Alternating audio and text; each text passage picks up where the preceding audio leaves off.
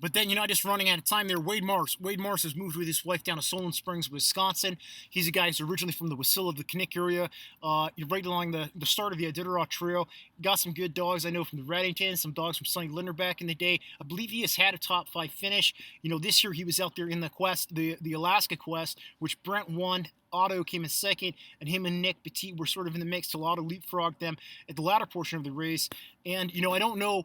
I don't really know, it's hard to judge on a mid-distance performance because we don't know which dogs any of these kennels are taking on their mid-distance races. Are they taking their best dogs? Are they taking some 2-year-olds that they're trying out for their best team in the Iditarod? I don't know. I know Wade ran the mid-distance races last year in terms of the Bear Grease, the UP200, as well as the Can-Am Crown, which is, basically the triumvirate of races in the lower 48 that are quote-unquote mid-distance races. And he was sitting out Iditarod last year, and I'm not sure if that was something to do with some sort of a policy. Someone else can chime in here in the comment section for the trail committee, which the trail committee obviously has been under quite a bit of scrutiny by the mushers in terms of being political, in terms of some of the decisions they've made, but, Wade is back in the lineup this year, and, certainly, having the background of the top 5 finish, I don't know if the mid-distance races, he certainly got some experience, and he got to meet a lot of people.